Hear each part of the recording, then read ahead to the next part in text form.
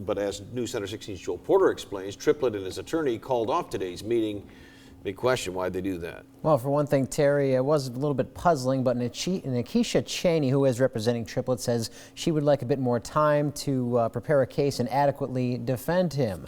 As we previously reported, Triplett remains on paid administrative leave while he's being investigated for misconduct. Minutes before the special meeting was set to begin at the administrative building today, Benton Harbor school leaders informed reporters and the public the meeting is being postponed at the request of Triplett. The district has not stated what sort of improper activity Triplett is accused of engaging in. However, Triplett said he faced 25 allegations and 7 final allegations. The two say they want a chance to review the evidence and cross-examine any witnesses the district may use. Mr. Triplett was called to this meeting today to defend himself. But while they demand that he defends himself, the district has effectively shackled and gagged him. After more than 100+ days of taxpayer-paid leave, I choose to be free to speak the truth, and in doing so, represent the essence of what it means to be a Benton Harbor Tiger. Superintendent Dr. Shelley Walker says today's meeting will be rescheduled within the next week. Triplett's sister Sharon James recently resigned as the Board of Education president. School leaders are also looking for her replacement. All right, so ultimately what's the goal here? Is Cheney trying to save Triplett's job? That does not appear to be the case as of yet, Terry. It seems more so about restoring Triplett's reputation.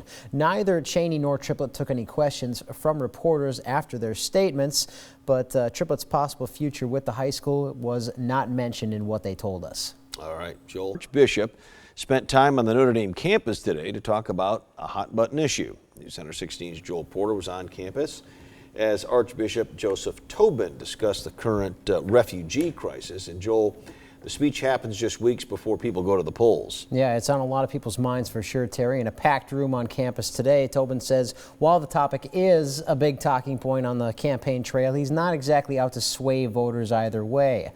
Tobin was invited to campus by the Notre Dame Center for Human Rights. Within the past year, Tobin took a bit of a controversial stance when he defied Governor Mike Pence and welcomed a Syrian refugee family to the Hoosier State. Pence argued that Indiana shouldn't bring in any refugees who aren't properly screened. Tobin says welcoming them was simply the right thing to do.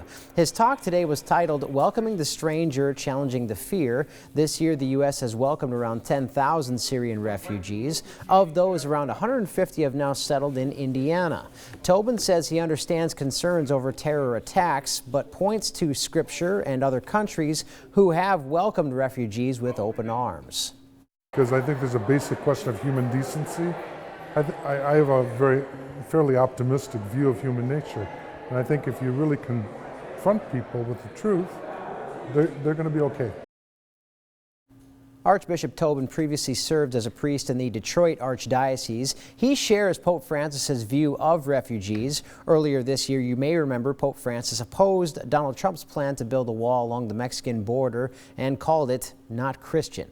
All right, and Tobin, I understand, is about to become a cardinal. When will that happen officially? Well, Terry, that's going to happen during what's known as a consistory on November 19th. Tobin will be one of 3 newly appointed American cardinals, and he is under the age of 80, making him eligible to vote in the conclave for the next pope. All right, Joel, thank you very much. Well, more to come here. News Center 16's Joel Porter is live at Rum Village Park with a peek at today's adventure. Hey, Joel, how about a hoorah? Hoorah! Well, good morning, Gary and Casey. We're down here, once again, Rum Village Park. We're talking about the Aerial Adventure Park. If you've never made it down here, it's a good chance to get a little bit geared up and try your hand at it. This, what we're standing on right now, is a bit of the practice course. This gives people a taste of what they're about to experience in the full park. So joining me talking about that, Vince Gresham here. So good morning, Vince. I know it's you're kind of excited now that sun's up. Ready for some people to come out and check it out, I guess, if they've never been. Yep, we have quite a few people already on the books for the day, but still plenty of openings for people to come out, get up on the course with the Marines cheering them on, and I think it's going to be a great day for it. So it's, as you've demonstrated before, this kind of gives people a little bit of a chance to see what it's about if they've never done it before, if they have any issues when it comes to heights or any other issues, I guess, when you're certainly not the only one. Yeah, we've had quite a few people come out here who are a little bit nervous about heights and overcome that fear. And one of the things we do after we get them in their full body harness, we show them our practice course, how all this gear works, how sturdy it is, how they can't come off the safety line once they're on it.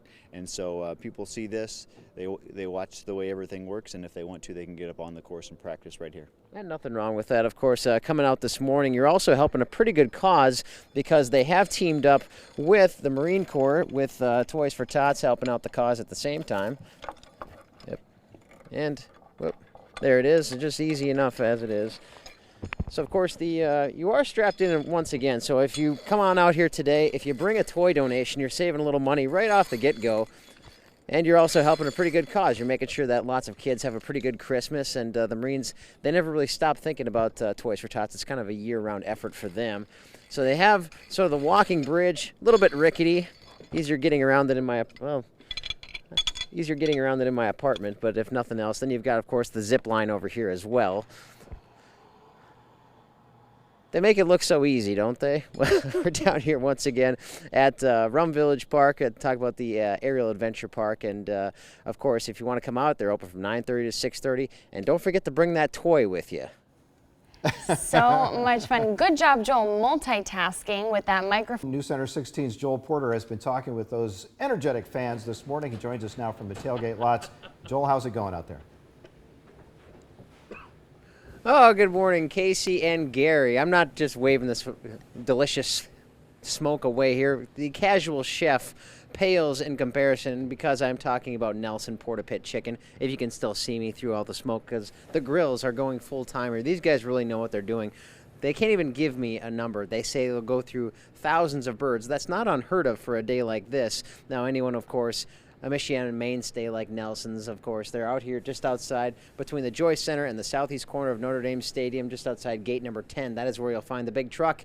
Of course, anybody knows to look for the big red truck here on every Saturday when you're driving around Michiana. But joining me now is David, who is hard at work this morning, cooking a number of things here today. So good morning, David. How you doing? Good. Yourself? Now tell us a little bit about what you're working on today. We're just doing chicken halves, pit potatoes. We got foot-long hot dogs and brats and all kinds of good stuff. Hey, you can see the foot-long hot dogs here. Gary might refer to something like that as an appetizer, but as the more you walk around the tailgating lot, the bigger of an appetite you work up. So tell us, I guess, you got here nice, bright and early this morning. Tell us about cooking on a day like this, because so far it looks like the weather's cooperating. Oh yeah, it's nice weather. So. Excellent. So can you tell us, obviously the system, you got the slow conveyor, you got a number of birds in there right now. What any expectations for the rest of the day? Just to keep busy and keep cooking.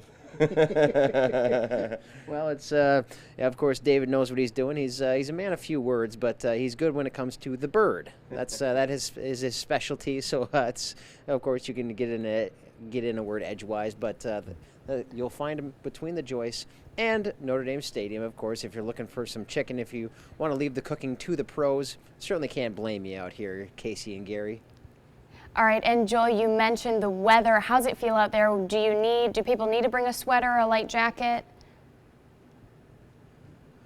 So far, walking around, it's a little bit light jacket weather. David here is cooking in short sleeves, which is always a nice, pleasant experience for an October day like this. But I would say walking around right now, it's comfortable sweater, light jacket weather. If we get it to warm up a few degrees, maybe the sun peaks out, it could make for pretty nice conditions. Slight breeze out here today, so not crazy windy or anything like that. It's not going to wind whip you once you get out of the car, obviously. All right, Joel, thank you. 16's Charcoal Joel is out there among them, and he's suffering a little bit from smoke inhalation after the last live shot, but he's going to give it another try. Joel? Well, good morning, Gary and Casey, and I may be having a long day today, but that is nothing compared to the fan you're about to meet, because he is putting in some double duty both today and tomorrow. I'm talking about Dan Hunt, who is a season ticket holder, not just here, but also in the friendly confines of Wrigley Field. So a faithful Cub fan who's going to be watching with one eye on the Irish, one eye on the Cubs tonight. Good morning, Dan. Good morning. How are you today? Oh, doing good. Tell us, are you prepared? You're about as best as you can be, as you said. Football today, and then tonight it's one eye on baseball. Exactly. So it was a tough choice, but what I decided to do is today I'm going to tailgate with my family and friends here.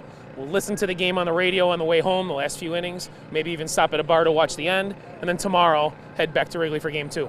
And of course, tell us about your day tomorrow. That's going to be a long Sunday. You're talking Bears and then Cubs? Yeah, the Bears parking lot's going to open at 8 a.m., so I'll go there first, and then once the game's over, head to Wrigley Field. Oh my goodness, that's I mean, how many hot dogs can you cram in one day?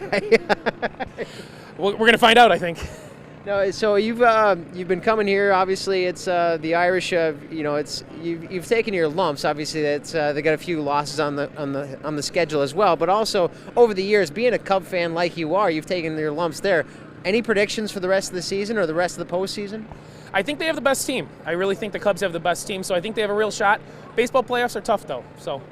I see. So, any expectations about the rest of the day as far as Notre Dame really hoping to get that third win tonight? Stanford's struggling too, so I'm a little down, obviously, on the way the season's gone, but I do think they have a shot today. Nothing wrong with that. And, of course, talking with Dan Hunt, a season ticket holder, both the Irish and the Cubs, so he is hoping that they can pull out a couple more W's. NLCS, of course, the next game is always the biggest, but we're talking with a few Notre Dame fans who are going to be watching. If they can get on the Wi-Fi tonight, you know they'll be checking their phones, hoping for any update on that baseball game as well. Wow, quite the fan you have there, Joel. Now, before you go, will you give us a quick look of the tailgate lots? We want to see how many people are out there. Yeah, you want to span the crowd a little bit here. You can see lots of fans are starting to pull up. The tents are being set up. They're just rolling out the grills, giving us a wave. And, of course, they're all coming hungry, and they've got plenty of time to set up before the big kickoff tonight at 7:30.